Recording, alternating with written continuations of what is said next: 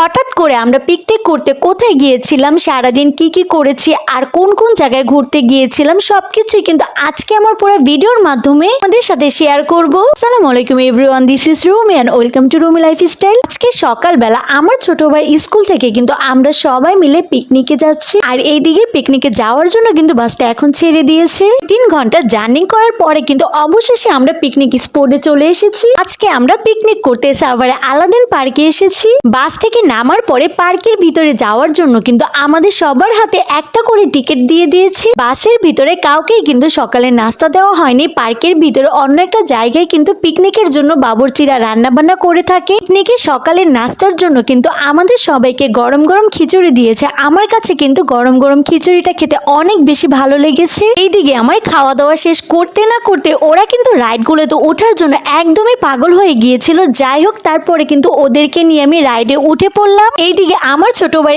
School থেকে খেলাধুলার জন্য স্যার ম্যাডামরা কিন্তু এইখানে কিছু আয়োজন করেছে। আমার মেয়ে কোথাও ঘুরতে গেলে ওর কানে যদি একটু গান শুনতে পায় সাথে সাথে কিন্তু নাচানাচি করা শুরু করে দেয়। রাইডটাতে উঠার জন্য এখন আমার এতগুলা সিঁড়ি বেয়ে এই উঁচাই উঠতে হবে। এই সিঁড়ি দিয়ে উঠার ভয় কিন্তু আমার মা একদমই মানা করে দিয়েছে, বাবা এতগুলো সিঁড়ি বেয়ে আমি একদমই উঠতে পারবো না। এই গরমে এতগুলো সিঁড়ি বেয়ে উপরে উঠার পরে কিন্তু আমার অনেক খারাপ লাগছিল। এত কষ্ট করে উপরে উঠার পরে এই রাইডটাতে চড়ার পরে কিন্তু আসলে আমার কাছে অনেক বেশি ভালো লেগেছিল।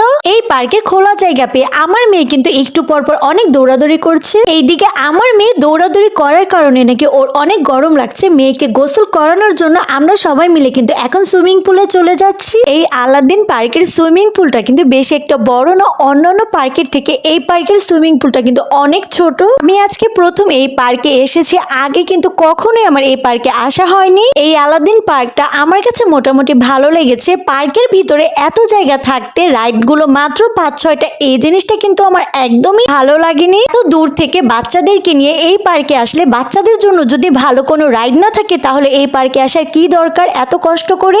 আগে জানলে আমি কিন্তু পিকনিকে এই পার্কে একদমই আসতাম না। আমার কিন্তু পুরো টাকাটা একদমই লস হয়ে গেল। আমার কিন্তু এই পানিতে নামার একদমই ইচ্ছে ছিল না। আনিসের দুষ্টামির কারণে বারবার ও পানি খাচ্ছে, এর জন্য কিন্তু আমার পানিতে নামতে হয়েছিল। এই জায়গাটায় আজকে পিকনিকের জন্য কিন্তু খাবার দাবার রান্না করা হয়েছে। বাচ্চাদেরকে নিয়ে গোসল করে আসার পরে আমাদের সবার এত ক্ষুধা লেগেছিল, খাওয়ার সময় কিন্তু ভিডিও করতে আমি একদমই ভুলে গিয়েছিলাম। দুপুরে খাওয়া দাওয়া শেষ করে আমার টিকিটে কিন্তু এই রাইডটাতে ওঠার বাকি ছিল। পরে কিন্তু আমি মেয়েকে নিয়ে এই রাইডটাতে উঠে পড়েছিলাম। পার্কের ভিতরে অনেকক্ষণ ঘোরাঘুরি করার পরে আমাদের কিন্তু এখন যাওয়ার সময় হয়ে গিয়েছে, তাই আমরা সবাই মিলে কিন্তু এখন পার্ক থেকে বের হয়ে গিয়েছি। এইদিকে পার্কের সামনে কিন্তু অনেক ধরনের সবজি নিয়ে বসেছে। আমার মা কিন্তু তাজা সবজি দেখে 2 ব্যাগ ভরে সবজি কিনে নিয়েছে। যাই হোক, আজকে কিন্তু ভিডিওটা এই পর্যন্তই শেষ। Thanks for watching. আল্লাহ হাফেজ, বাই বাই।